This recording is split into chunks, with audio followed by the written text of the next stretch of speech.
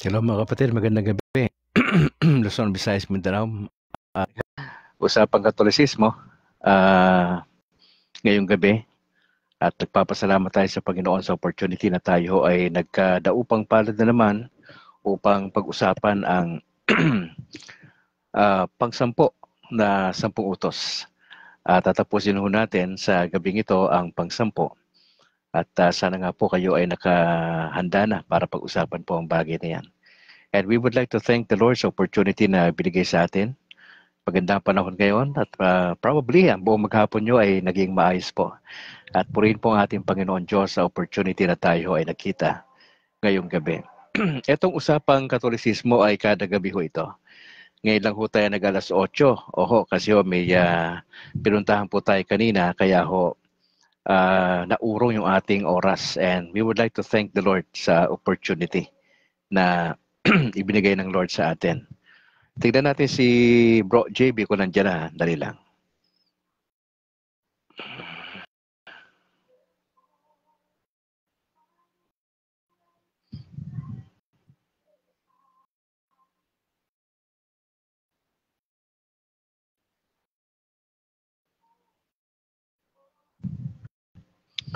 Hopefully mamaya ay makasalamatan si Bro JB. Gusto ko munang batiin ang ating bishop sa Diocese ng Bacolod, si Bishop Patricio Buson. Magandang gabi, Bishop. Ganon din si Father Dominic Diramas at sa lahat ng mga kaparian natin dyan sa Diocese ng Bacolod. At yung aming parish priest dito sa San Juan de Pomoceno, sa Sumag, si Father Luan Torrefranca. Magandang gabi ho, Father. Ganon din kay Father Robert. Kay Seminarian Simon at Seminarian Kent, magandang gabi ho sa inyo. At sa lahat ng mga leaders dyan sa nabanggit na parish. Si Reverend Father Brethren Ray Gamala, ang spiritual advisor po ng CFD. Magandang gabi ho sa inyo. Ganoon din sa lahat ng mga miyembro ng Catholic Faith Defenders sa Bacolod. Lalo na si Christian Paul Gaylan, ang presidente, si Harvey Angke, ang vice president, George Quiles, ang secretary, saka si JB Akma. Ganoon din doon sa Granada. God bless po sa inyo mga kapatid. Tayo po'y magsimula, tayo po'y mananalangin. Gamitin po nating guidelines o guide yung ating Nicene Creed. In the name of the Father, and the Son, and the Holy Spirit. Amen. I believe in one God, the Father Almighty, maker of heaven and earth, of all things visible and invisible. I believe in one Lord Jesus Christ, the only begotten Son of God, born of the Father before all ages, God from God, light from light, true God from true God, begotten, not made, consubstantial with the Father. Through him all things were made. For us men and for our salvation, he came down from heaven, and by the Holy Spirit was incarnate of the Virgin Mary, and became man. For our sake he was crucified under Pontius Pilate. He suffered death and was buried, and rose again on the third day, in accordance with the Scriptures. He ascended into heaven, and is seated at the right hand of the Father. He will come again in glory to judge the living and the dead, and his kingdom will have no end. I believe in the Holy Spirit, the Lord, the giver of life, who proceeds from the Father and the Son, who with the Father and the Son is adored and glorified, who was spoken through the prophets. I believe in one holy, Catholic, and Apostolic Church. I confess one baptism for the forgiveness of sins, and I look forward to the resurrection of the dead and the life of the world to come. Amen. In the name of the Father, the Son, the Holy Spirit. Amen. Tingnan natin si Bro JB kung makikita natin siya sa ating screen. Joining naman siya. Okay.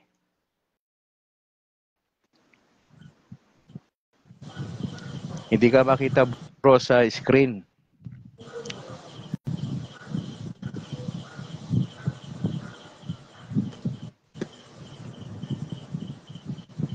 Hindi siya makita sa screen. Oh. Bro, magsalita ka nga bro kung naririnig ka bro. Oo. Anong gamit mo? Naka-ano ka? Naka-headphone ka o ano lang? Earphone? Wait lang bro. Hindi naman ako naka-earphone. Ate Feno Kibangilista, magandang gabi ho. Maraming salamat for joining. Hindi ka makita rito eh. Okay. Okay bro, sandali lang. Oh, try mo makita ka sa screen. Mga kapatid, magandang gabi ho sa inyo. Maraming salamat for joining. Babaeng Katoliko, maraming salamat po for joining. Number 10 na ho na commandment na pag-uusapan natin tonight at tatapusin ho natin ngayong gabi. Hindi natin makasama si Bro Harvey, ang Vice President po ng Catholic Faith Defenders. Ang kasama natin ngayon ay yung treasurer po namin sa Diocese ng Bacolod na si JB Akma. Inaayos siya lang yung kanyang probably camera. Oho.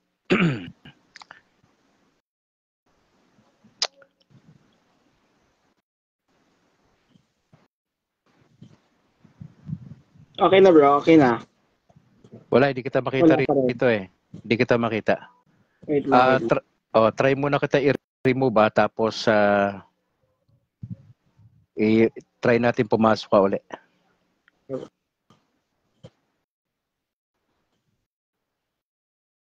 Try mo pumasok bro Tingnan natin kung ubra. Okay, dali lang may technical ano raw.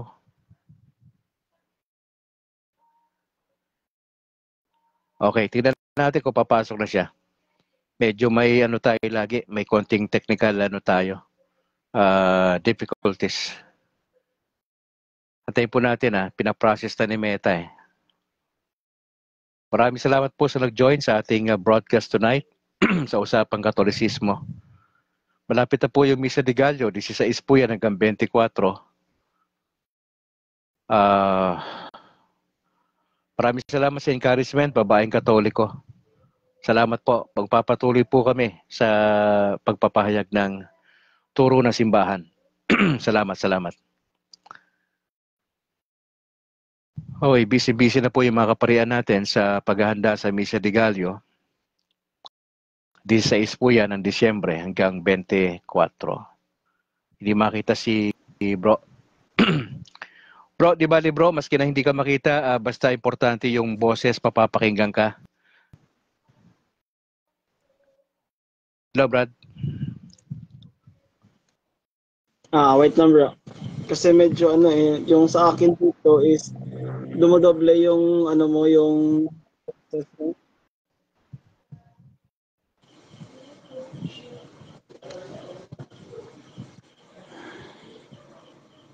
baka sa signal. Maaari, signal yan. Sige, okay lang bro, na ano yung oras natin. Mas magandang diretso na natin to, maski hindi ka makita. Basta importante lang, klaro yung pagsasalita mo. Brad, magandang gabi. Bati ka na muna sa ating mga viewers. Hello, magandang gabi din sa iyo. Oo.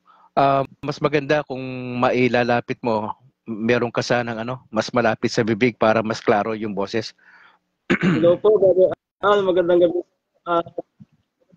po sa lahat ng sumusubaybay sa programa ito, Brother Al. Okay, medyo may problema tayo ng konti sa audio. Anyway, mga kapatid, si JB Akma po ay isa po yan sa mga nagbabahagi ng salita ng Panginoon Diyos. Bigyan natin ng opportunity para ma-share sa atin itong pang-10 na commandment ayon sa pagkakasunod-sunod sa simbahang Katoliko. Kasi magkaiba yung 10 commandments ng Protestante at Evangelical at sa Katoliko. Bro, just go ahead. Sa number 10 na tayo. Okay bro, klaro lang ba yung boses ko? Sige bro, okay lang. Go ahead bro. Hindi ka marinig. Hindi mapakinggan si bro. Mukhang may konti tayong technical ano ah. Oho. Lang. Hello, bro? Sige, sige. Diretso na, Brad. Klaro na? Okay na? Oo, sige, diretso na, please. Okay. Hindi ka mapakinggan, no? Nawawala ka.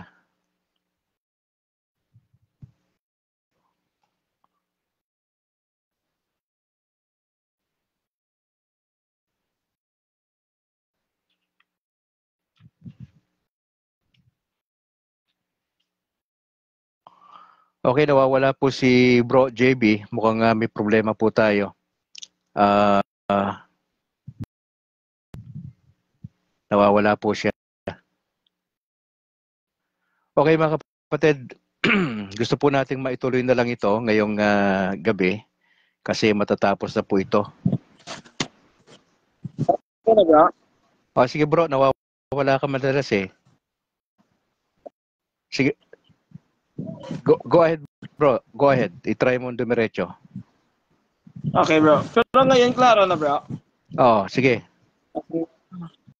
So, diretso naman tayo, bro. Actually, bro, nang nakita ko sa gabi, sa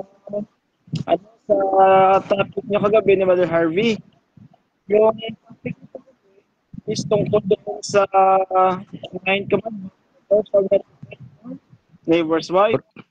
Alam mo, Brother Al, ito yung isa sa pinaka-controversial na turo ng Iglesia Katolika. Okay lang. Medyo nawawala-wala yung nawawala-wala yung audio mo. Okay, bro. Wait lang.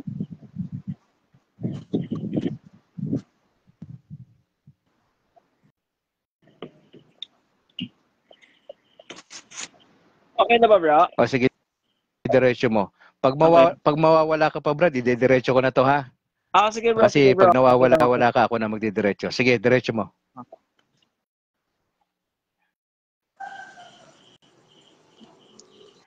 Sige, bro. Okay lang, okay lang. Okay. So, yun nga, Brother Al, is gaya ng pinag-usapan niya kagabi, is yung topic is about sa 9 commandments. Yung 9 commandments is isa ito sa mga controversial na topic o turo ng Iglesia Katolika. Kasi po, yung sa first and second commandment, diba, sa turo ng Protestante, is yung second commandment, is huwag kang gagawa ng lahat. Sa Katoliko, is ginawa isa lang. Dito sa 10th and 9 commandments, is pinaghiwalay ng Katoliko sa kadahilan ng ang asawa ay isang bagay. Ang asawa ay things or any goods ng yung kapwa na mas mataas ang respeto ng Katoliko sa isang babae o wife kumpara sa isang bagay. Brad, medyo choppy yung yung audio, sayang yung ating hindi klaro yung audio mo. Sayang. Bro, pasensya na ha. Pasensya na, medyo yung audio mo kasi napuputol-putol. Hindi maano ng mga kasama natin yung yung pagsasalita mo, hindi nila ma-pick up ng diretso kasi paputol-putol. I-try mo, Brad, i-diretso mo.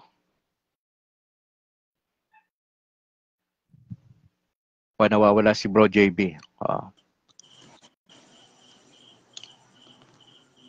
Hello, bro? Sige. Bro, pag ganun... Nawawala ka kapatid, diretso ko na lang to ha. Okay, mga kapatid, pasensya na po kayo. Medyo mahirap yung signal ni Bro JB. Sayang. Maganda yung kanyang introduction. Medyo may problema ata doon sa kanyang signal. Medyo kasi yung lugar niya. Anyway, mga kapatid, diretso ko na lang ho ito. Etong you shall not covet your neighbor's goods ay kagabi ho, katulad binabanggit ni JB kanina, bawal po talaga sa Katoliko yung halimbawa sa number 9 tungkol ito sa wag magnanasa sa may asawa. Yun ho yung binabanggit kagabi. Opo. Rod Nicolas de, magandang gabi. Yam Montejo, La Arnili, magandang gabi. Kapatid na Apple, salamat for joining. Yung pinag-usapan natin kagabi, kapag ka married ka, hindi pwedeng extramarital affair. Okay? Ganun kasimple. Hindi pwede yung adultery. Importante sa atin ng mga Katoliko na may ano tayo, yung faithful tayo sa partner natin. Opo. Ang sabi ng Lord, tumingin lang tayo sa babae na may pagdanasa po tayo. Adultery na po yun eh.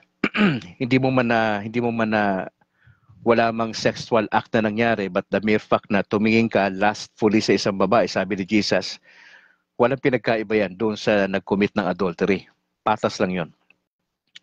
Of course, kung ang lipunan ng titingin nun, walang krimen doon kasi naglaro lang naman sa isip mo eh. Sa bansa kasi natin, pag meron talagang nahuli, yung lalaki at babae, nung lalaki, di ba? Nalala nyo ba yung video na kumalat 3 months ago? Hindi ko alam kung anong trabaho ng lalaki, pero nahuli niya yung asawa niyang babae na merong kalaguyo at pinagbabaril po. Inubos yung bala eh. Nakita niyo yung video na yon? Ganong katindi ho. Opo, ganong katindi. Now, dito sa number 10 po, you shall not covet your neighbor's goods. Mga kapatid, ang sabi sa Deuteronomy 5:21, you shall not set your heart on your neighbor's house, on his field, his servant, his ox, his donkey, or anything that is his. Sabi po yan sa Lumang Tipan sa panahon ni Moses, Deuteronomy 5:21. Sabi naman ni Jesus, none of you can be my disciple unless he gives up all his possessions. Sa Luke chapter 14:33. Para kay Jesus, mahalaga sa kanya yung contentment eh. Actually, dito nga, giving up all possessions. Ang ibig ba sabihin niya sa panahon natin eh, kapag ka mayaman ka, ibenta mo lahat, ibigay mo lahat sa may hirap sa tao yung yaman mo? I don't think so. Siguro ang point lang ng Panginoon doon ay hindi dapat priority natin ito mga material possession. Ano po yung utos dito sa number 10? Yung spirit of frugality. May nagsabi nga po na the greedy are never satisfied with their possessions. Pag sinabing greedy, yung sakim, maraming tao sa Pilipinas na medyo sakim, di ba? Tignan nyo yung mga mayayaman. Tignan nyo yung mga land grabber, di ba? Hindi naman kanila yung lupa, ginagrab nila, kaya land grabbing. Tapos lalagyan nila ng muhon, lalagyan na nila kagad, patatayuan nila. Hindi naman sa kanila yung lupa. Ngayon, paano mo papaalisin yon kung 10 taon na siya doon, di ba? May batas po tayo. Pero may mga taong ganon na wala siyang respeto sa sa property ng iba. Opo. Etong spirit of frugality na ito ay hindi po talaga ito maganda, mga kapatid. Yung masyado tayong greedy. Now, sabi ng Lord, set your heart on the kingdom first and on His righteousness, and all these other things will be given to you as well. Matthew 6:33. Mahalaga sa Panginoon, mga kapatid, na yung bang marunong tayo makontento. Opo. Ano po ang pinagbabawal dito sa commandment number 10? Number 1, envy. Hindi po pwede na tayo ay yung bang na-envy ka, naiinggit ka doon sa yung neighbor.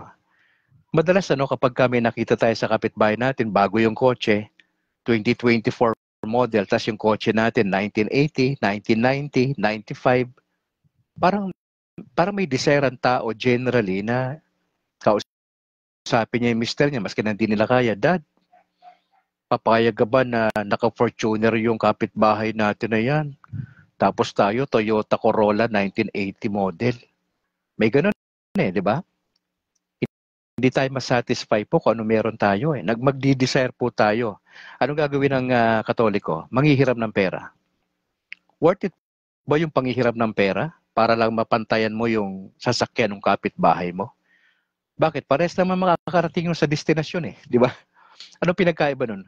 Ang model lang 2024. Maski na bago yan, napaplatan din yan. Maski na maganda yan, lumuluma rin yan, di ba?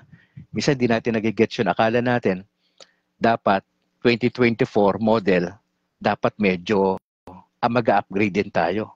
Paano kung meron kang 3 nasa kolehiyo, 2 nasa high school, may 2 ka sa elementary? Uunahin mo ba yung luho na bumili ng kotse na model 2024 tapos at the expense ng mga anak mo? 'Di ba? Sabihin ba sa mga anak mo, ay mga anak, tumigil muna kayo ng ng 2 SEM. Kasi yung inilaan nating budget diyan para muna sa kotse na model 2024. Parang ang hirap Napakahirap po nun. Chris Lumibaw, magandang gabi bro. Salamat for joining sa ating broadcast. Pangalawa mga kapatid, yung greed. Yung unang pino-forbid o pinagbabawal sa number 10 commandment, hindi lang yung envy, pangalawa yung greed. Ang sabi ng Lord Matthew 6:19, do not store up treasures for yourselves on earth, but store up treasures for yourselves in heaven. For where your treasure is, there will be your heart be also. Mga kapatid, ang encouragement sa atin ng Panginoon huwag masyado magpayaman. Huwag masyado. Pero mapapansin nyo, no, yung mga mayayaman na tao, nagpupursige sila Kasi siguro iniisip nila, pamamatay din sila, ipapasa nila sa mga mahal nila sa buhay yung yaman. Pero ang reality, ang yaman na uubos. Pag nagkasakit ang tao, pag na-confine, di ba? Pag nagka-cancer, pati lupa na isasangla lahat yun. At minsan nahihirapan na. Di po ba? Kaya sa isang banda, ito pong number 10 po na commandment na ito, bantayan po natin ito. Yung greed, yung kasakiman mga kapatid. Kung ang Katoliko ay nakapokus tayo doon sa pagpapayaman, sa isang banda, hindi naman kasalanan maging mayaman. Halimbawa, parents mo, lolo mo, mga ninuno mo mayaman na ipasa sa'yo, di ba? From one generation to another na ipapasa. Privilege po yon. Kailangan makita ng mga taong mayaman sa Pilipinas na yung yaman po ninyo, hindi po talaga galing sa inyo yan. Yung lakas, yung diskarte sa pagmamanage ng negosyo, di ba? Galing lahat sa Lord yan Dapat ganun yung ugali ng Katoliko. Hindi tayo yung bang sakim, di ba? To the point na ay natin tumulong sa ibang tao. Nakapokus na lang tayo sa sarili natin, nagpapayaman tayo, pero nakakalimutan natin yung ating kapwa. Mga kapatid, actually yan lang naman yung gustong sabihin sa atin ng number 10. You shall not covet your neighbor's goods.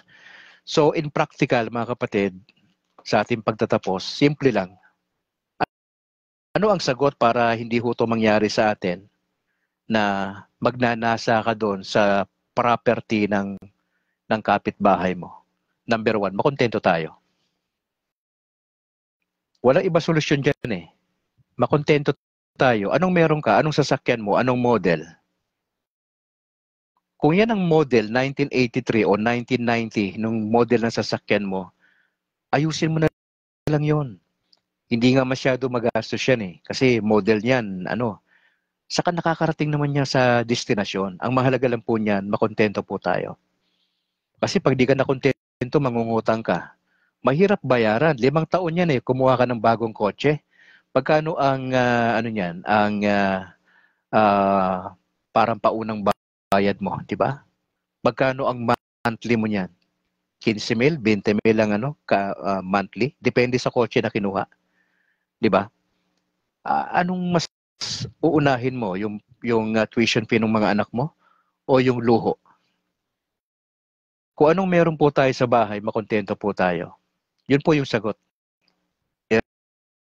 Iwasan natin mangutang kasi ang hirap magbayad sa totoo lang. Ang hirap magbayad ng utang. Although wala naman nakukulong sa utang. Opo, wala po nakukulong dyan sa utang. Pero ang hirap mangutang kasi nga testimony po yun Pag nakilala ka sa community na palautang po tayo, ang hirap, di ba? Lalo na yung wala ka namang capacity magbayad tapos mangungutang ka na mangungutang, ang hirap nun. Para sa ating bilang Katoliko, bantayan natin yon. Kung ano meron, pasalamat tayo sa Lord, gamitin na lang natin ng maayos yun. Yung kotse nyo na ang model 1990, di ba? Ang bahay nyo na medyo luma na yung bahay pero pwede naman tirhan, Bakit kailangang wasakin yon at i-renovate kung wala naman kayong pera? Di ba? E di pagtiisan natin kung ano meron, mga kapatid. Pangalawa, be thankful. Kung ano meron, pasalamat sa Panginoon Diyos. Lord, maraming salamat sa kotse na to. Kasi nadadala ka doon sa destination mo. Konti lang yung gastos mo kaysa yung talagang top model yan. Mas magastos. Konti lang yung maintenance, di ba? Be thankful. Una, makontento tayo. Pangalawa, be thankful. Okay. Yun lang naman ang sagot mga kapatid. Dalawa lang naman ang sagot. Makontento tayo kung ano meron at be thankful to the Lord. Ano naman kung hindi bago yung aircon mo? Di ba? Kasi nainggit ka ron sa kapitbahay. Ano naman kung wala kang flat screen na TV? Ano naman, naabutan nyo ba yung television na ginaganon? Sa panahon ko, inabot ko yun Yung sinasara yung TV. Sinasara, yung Hitachi. Inabutan ko po yun, 1970 ako Inabutan ko yun. Kapag ka may Hitachi ka nung unang panahon yung kapitbahay mo nakikinood lang sa'yo. Nandun pa nga sila sa labas, nakaganon lang sila Di ba? Sinasara yung TV ng Hitachi noon. Bilib na bilib kami noon. Meron kami noon. Ngayon, hindi na uso yun sinasara. Ang uso ngayon yung flat screen, di ba? Palakihan yan, di ba? Parang parang kang may sine pag sa bahay mo, hindi nakakita na kayo ng ganung kalaki. Mamamangha tayo, no? Pag nakakita tayo ng ganun, sabihin natin, Dad, nakita ko dun sa natin, kasama sa simbahan natin, ang laki ng nilang yung flat TV nila, flat screen. Baka naman pwede next month bumili. Paano ka bibili nga dami nung pinag-aaral nyo, di ba? Napakahirap Ang sagot, makontento.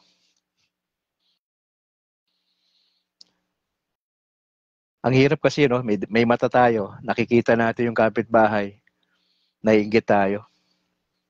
Yun ang hirap sa atin Hindi tayo makontento. Kaya po, ipinagbabawal po yan sa utos talaga ng salita ng Panginoon Diyos. You shall not covet your neighbor's goods. Yung covet, yung pagnanasaan mo.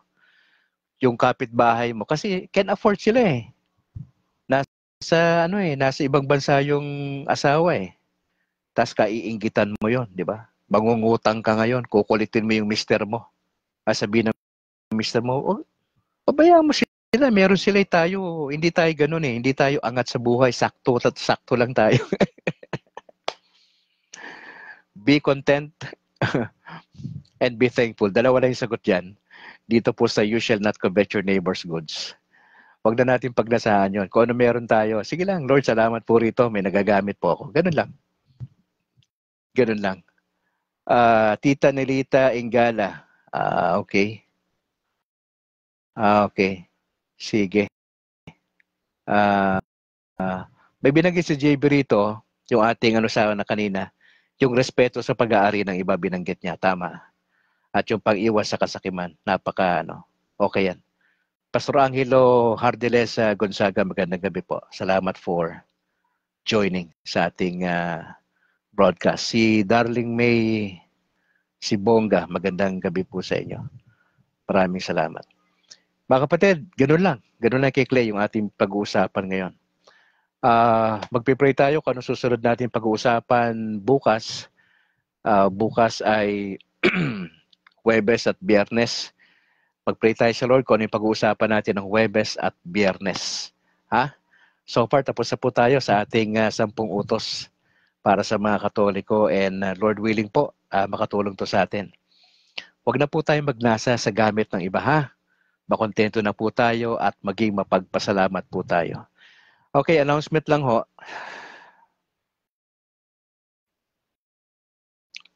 Makinig po kayo doon sa kung may mga YouTube po kayo, puntahan nyo po si Reverend Father Darwin Gatgano sa punto por punto po. At syempre, highly recommended po ang Factbusters PH, si Cabornok. Opo.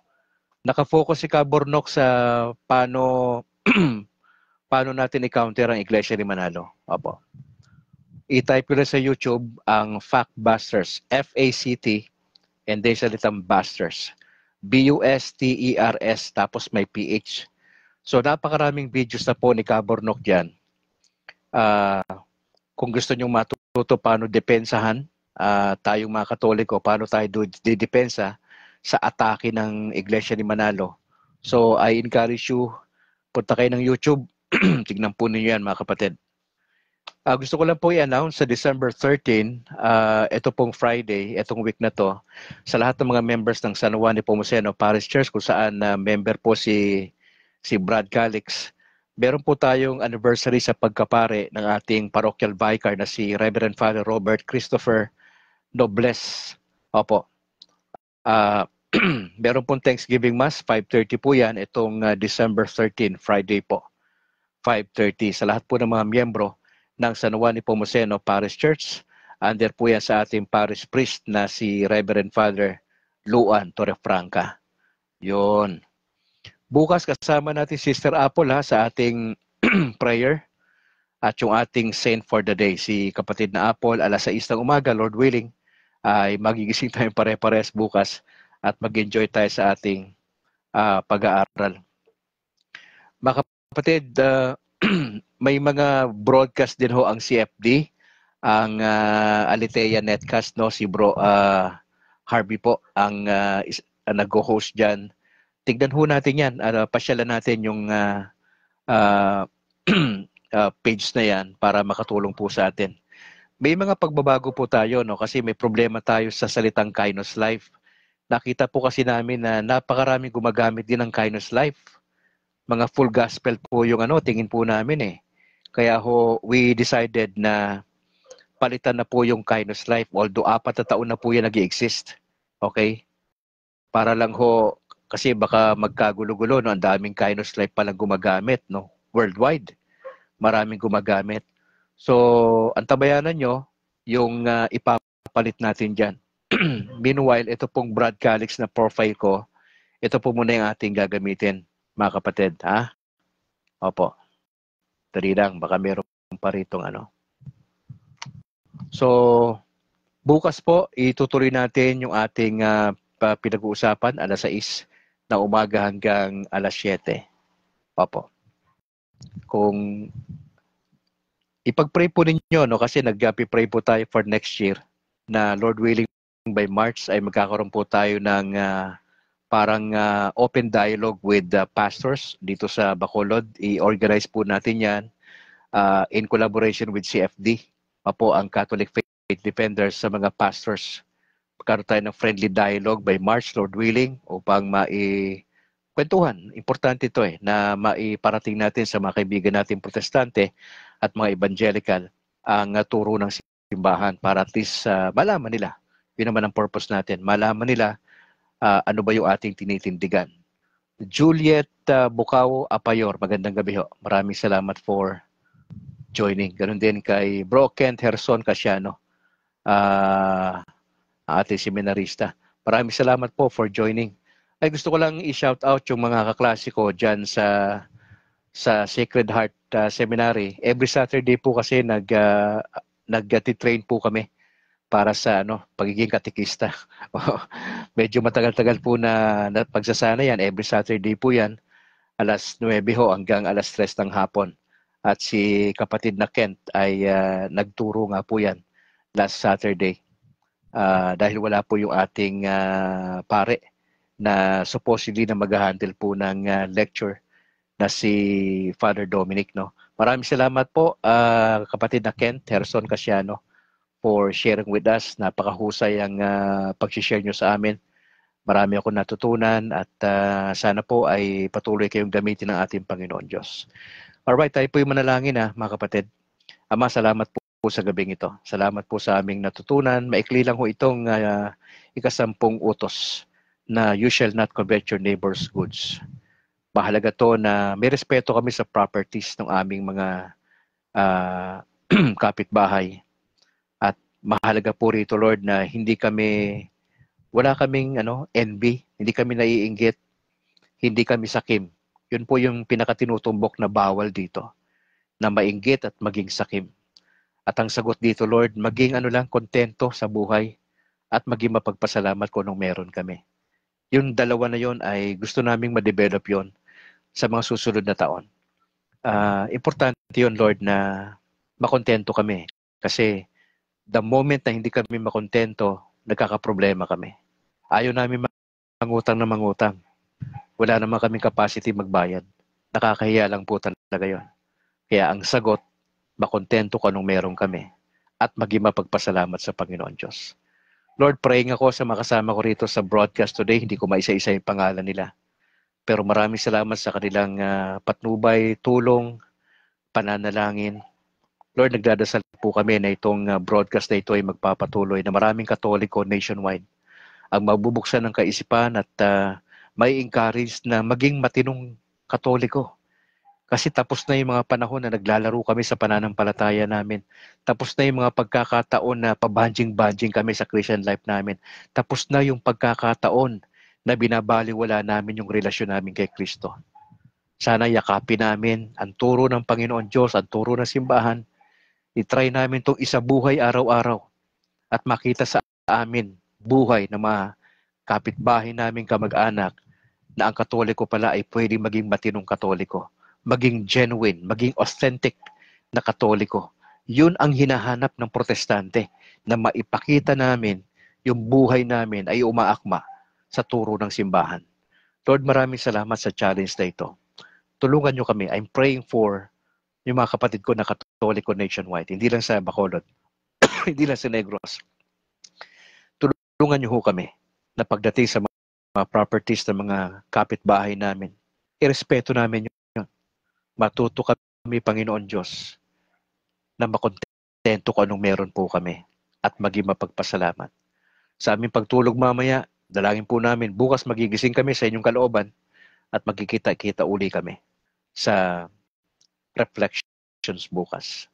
Salamat sa mga kaibigan kong pastor na nandito na sumama sa broadcast. Ako'y nagdadasal, Lord, na matuloy sana yung aming plano na magkaroon ng bukas na dialogo sa mga pastor by March next year. Dalayan po namin na maging maganda po yung relasyon ng mga CFD at mga pastor dito po sa Bacolod. At least merong understanding. Importante yun.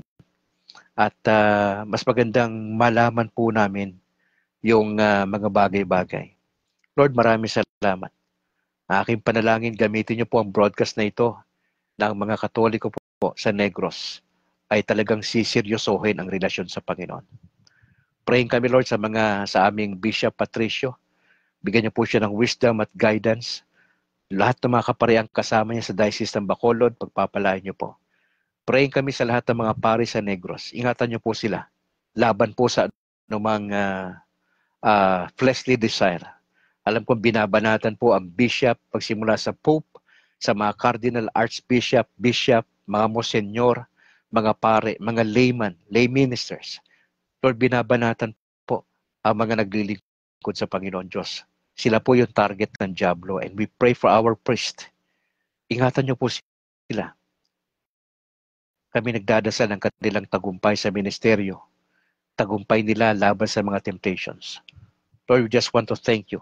Maraming salamat po. We pray this in Jesus' name. Amen. In the name of the Father, and the Son, the Holy Spirit. Amen. Mga kapatid, maraming salamat for joining. Sayang si Bro JB ay may problema yung kanyang audio at hindi natin siya makita. Lord willing, ay magiging maayos na po sa mga susunod upang makita nyo si JB Akma. Opo. Maraming salamat, Ana Luna. Carla, salamat po. May pahabol siya rito. Madam Gid Katoliko nga ignorante sa pagtuo sa Katoliko. Kabay pahanapin nila talaga yung katotohanan. Maganda pong observation yan. Maraming salamat mga kapatid. Bukas kita-kits tayo alas 6 ng umaga kasama si kapatid na Apple. Alas 6 ng umaga hanggang alas 7. Sa ngalan po ng aking may bahay na si Annalyn, ako naman si Brad Calix mula rito sa Negros Occidental. To God be the glory. Ingat po kayo. And bye for now.